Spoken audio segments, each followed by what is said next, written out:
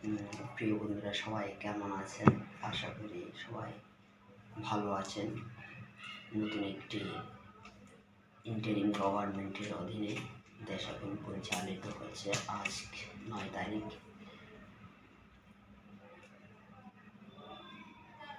8 মাস 2024 শুক্রবার। তত্ত্বাবধায়ক সরকারের শপথের পাশাপাশি সম্পূর্ণ পূর্ণাঙ্গ প্যানেল আজ শপথ নিয়েছেন। দেশের একটা চূড়ান্ত অর্জন আমরা দেখতে পেলাম স্বাধীনতা পরবর্তীর পর। এমন একটি অর্জন কিন্তু দেশের ভাবমূর্তিকে উজ্জ্বল করবে। ফ্যাসিস্ট সরকারের যে পতন হয়েছে, সেটি আমরা সেই অর্জনকে কীভাবে ব্যবহার করব সেটি এখন দেখার বিষয়। আসুন আমরা জানি, দেশ যখন 1947 সালে বাংলাদেশ যখন পূর্ব পাকিস্তান এবং পশ্চিম পাকিস্তান ভারত থেকে আলাদা হয়েছিল, তখন কিন্তু এই দুটি দেশ আলাদা হয়েছিল মূলত ধর্মের ভিত্তিতে, যে কারণে আমাদের তখন পূর্ব পাকিস্তান এখন বর্তমান বাংলাদেশে মুসলিম সংখ্যাগরিষ্ঠতার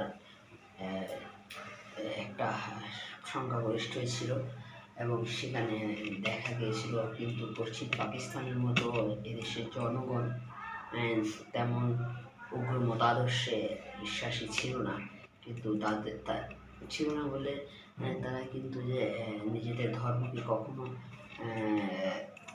অবিশ্বাস করেছে এমনটা নয়। যা হোক, দেশ ব্রিটিশ থেকে দেশ আমাদেরকে পূর্ব পাকিস্তান পশ্চিম পাকিস্তানে ভাগ করে দিল। কিছু সংখ্যালঘু সম্প্রদায় বাংলাদেশে, তখনও 27% বাংলাদেশে সংখ্যালঘু হিন্দুদের অস্তিত্ব ছিল, যা এখন 7 থেকে 8% মধ্যে আছে। এখন এই 6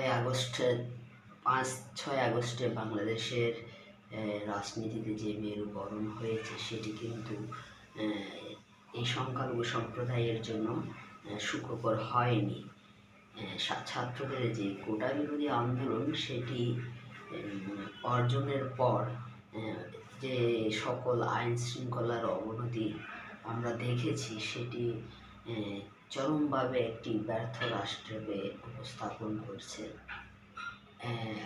সংখ্যালঘুদের উপর নির্যাতন, তাদের মেয়েদেরকে উঠিয়ে নিয়ে যাওয়া, মন্দিরে হামলা, এমনকি ভয় দেখানো। এমন অনেক ভিডিও ফুটেজ দেখছি যে ভারতের সীমান্তে সংখ্যালঘুরা নিরাপত্তার জন্য 0 পয়েন্টে অবস্থান করছে। যদিও ভিডিওগুলো সম্পূর্ণ সত্যতা সম্পর্কে আমি অবগত নই।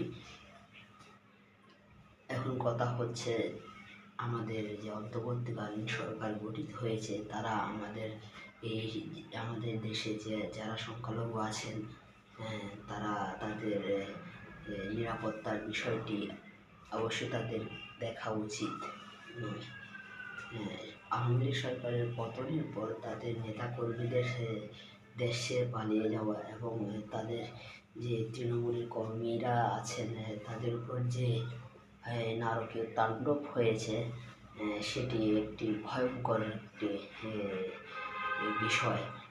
তাছাড়া বাংলাদেশ স্বাধীনতার মহানায়ক, জাতির জনক বঙ্গবন্ধুর ভাস্কর্য বা মূর্তিগুলোর উপর যে কুৎসিত বর্বরতা নেমে এসেছে, সেটি হয়তো সেই ইসলামপন্থীদের উগ্রতার নিদর্শনকে প্রদর্শন করছেন। যেহেতু আমাদের মুসলিম ভাইদের জন্য এই মূর্তিগুলো কিংবা এই ভাস্কর্যগুলো কোনো অর্থ বহন করে না। কিন্তু যে জাতির জন্য বাংলাদেশকে একটা স্বাধীন রাষ্ট্রে পরিণত করেছেন, তার স্মৃতিগুলো কীভাবে ধ্বংস করে দেওয়া মোটেই আমাদের উচিত ছিল না। তাছাড়া তার যে পরিবার 1975 সালের 15 আগস্ট এই মাসে যে তার পরিবার হারিয়েছিলেন, ধানমন্ডি 32 নম্বর বাড়িটি সম্পূর্ণভাবে জ্বালিয়ে তার স্মৃতিচিহ্নগুলো পুরোপুরি ধ্বংস করে ইতিহাস থেকে মুছে ফেলার শতভাগ চেষ্টা অধিকাংশই সফল হয়েছে। এখন এখন আমাদের করণীয় কি? এই অন্তর্বর্তীকালীন সরকারের মেয়াদ কতদিন সেটা আমাদেরকে জানতে হবে। কখন বাংলাদেশে একটি সুষ্ঠু নির্বাচন হবে সেটিও আমাদেরকে দেখতে হবে, এবং এই নির্বাচনকালীন সময়ে অন্য ধর্মের যে সাধারণ জনগণ আমাদের আছেন তাদের উপর তাদের ভোটাধিকার প্রয়োগের ব্যাপারটি কিভাবে নিয়ন্ত্রণ হবে সেটিও কিন্তু আমাদেরকে লক্ষ্য রাখতে হবে। আওয়ামী লীগ সরকারের পতনের বিষয়টি খুবই গুরুত্বপূর্ণভাবে দেখা দরকার। তাদের যে সরকারের যে নীতি নির্ধারক আমলা এবং নেতাকর্মীরা আছেন তারা প্রচণ্ডভাবে দুর্নীতিগ্রস্ত ছিলেন, সেটি কোনো মতেই অস্বীকার করা যায় না।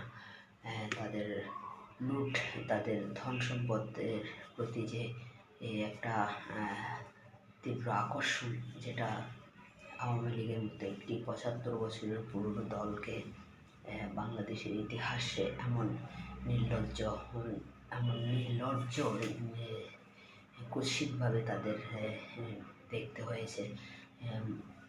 এখন তাদের নেতাকর্মীরা অধিকাংশই ইনঅ্যাক্টিভ এবং হয়তো ভয়ে কোথাও পালিয়ে কিংবা লুকিয়ে প্রাণের ভয়ে কোথাও পালিয়ে গেছেন।